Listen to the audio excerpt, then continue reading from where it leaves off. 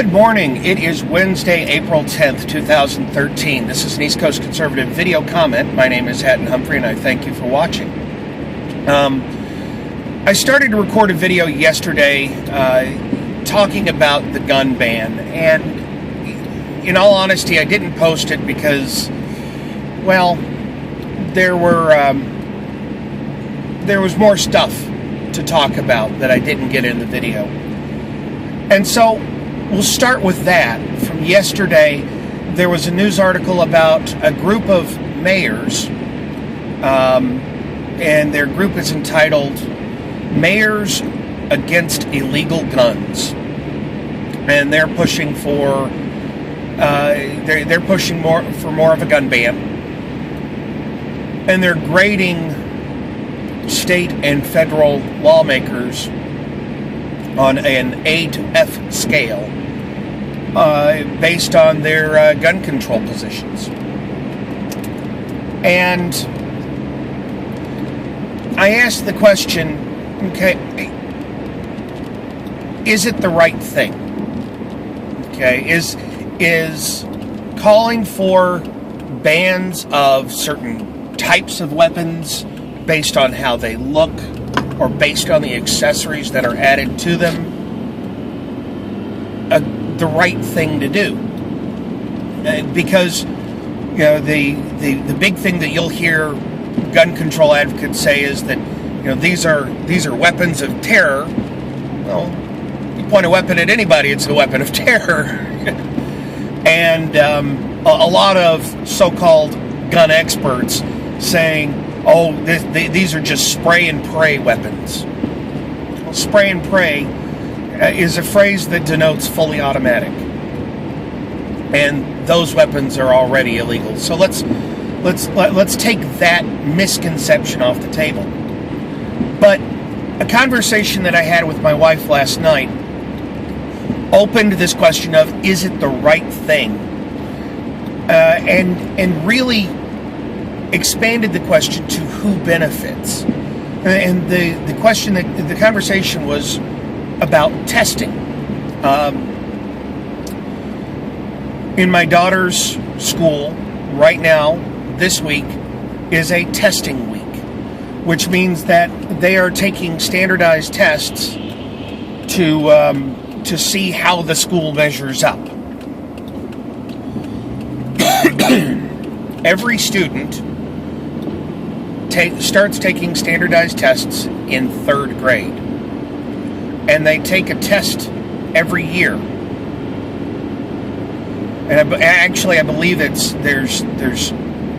I don't remember the exact schedule, but I believe there's more than that. I believe there's some points in time where there's multiple major testing happening per year. And so the question not only is it the right thing, but who benefits from it? From the school testing perspective, the school district's federal aid correlates directly to the test scores. And so the obvious answer is, well, everybody in the school district benefits, because if you have higher test scores, you're going to get more federal money. And for some reason, there's a part of me that wants to call that into question. And the reason I have to call it into question is because of what I've seen in my own school district's activities. The budgets are getting slightly bigger each year, and yet they're still laying people off and cutting programs.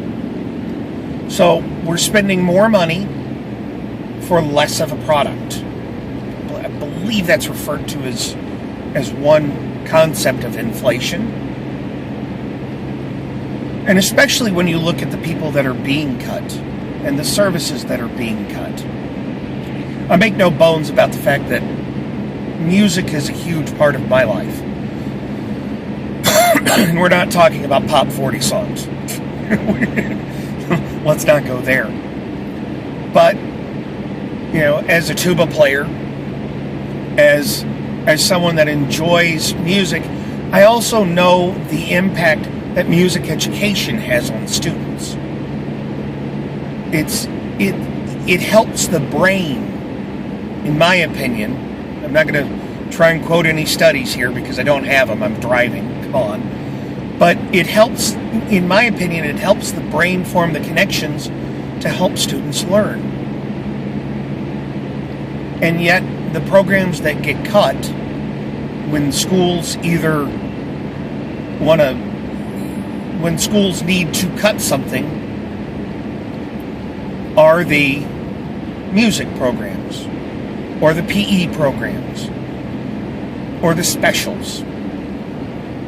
You know, the insane thing at my daughter's school, which is an elementary school, they have one half of the school year where because of the nature of how the schools are set up, and I'm not moving so I can use both hands. There are two different elementary schools. So for half the year, chorus is at one school. And then for half the year, chorus is at another school. And during the flip, there's 5 minutes or 15 minutes of chorus. You can't get a room full of third, fourth, and fifth graders together in a 15-minute time span and expect them to calm down enough to work and learn music. I'm sorry, they're kids, okay? So, if testing is supposed to increase the federal dollars that help a school, okay, both hands on the wheel, I'm moving again, then why are we cutting music programs? Why are we cutting teacher aides? Why are we increasing class sizes and removing teachers? Who benefits? There's some obvious answers there, if you apply some knowledge or even logic. And then let's flip the question over to the gun control. Okay, is it the right thing to do? Or who benefits? Who benefits from this Mayors Against Illegal Guns? Or who benefits from the gun legislation that's getting pushed through the Senate, getting pushed through the House? It's not gun owners, and in all honesty, it's not the people that they're trying to protect from the guns. Again, let's apply some logic. Is any gun law going to stop a criminal who is intent on committing crime? Now, the answer there is no. It's not going to. Because they didn't obtain their weapons legally in the first place, and all that laws can do is impact those that will follow them. But let's ask the question, who benefits? Well, obviously, the public's safer. That's the first thing that you're going to hear. The children are safer. It's the next thing you're going to hear. No, they're not. We've just proven that point. We've just made that statement. So who benefits? Who is this for? Well, it's for the politicians. And here's why. If Senator X or Congressman Y votes for and passes a bill, or gets a bill passed, they can crow to the masses, we passed gun control. We pushed through universal background checks. We limited the size of ammunition clips. What's that do? That's a massive feather in their cap for their re-election campaign. For the schools, who benefits? Well, supposedly the students do. Because this Common Core testing that is all throughout the country now is going to help the students. It's not. It's not, because they're not getting a quality education. There does have to be some level of metric to identify the success or failure of students in schools. But the overabundance of standardized testing that exists in our school districts today ain't the way. It doesn't work.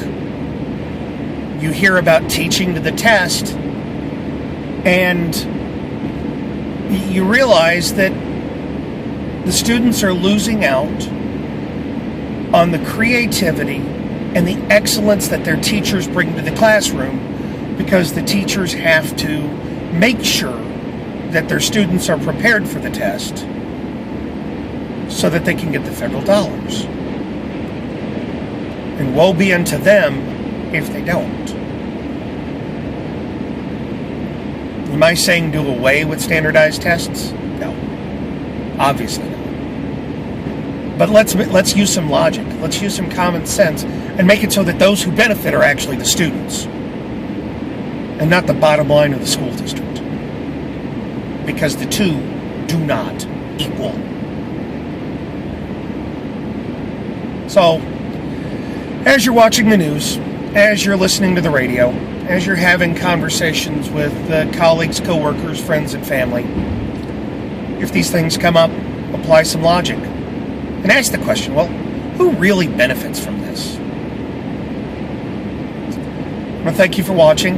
Thank you for listening to the podcast. If you want to join us, we record Sunday nights at 8:30. We also rebroadcast on the Red State Talk Radio Network. More information on how to participate and when to listen are on our website at eastcoastconservative.com.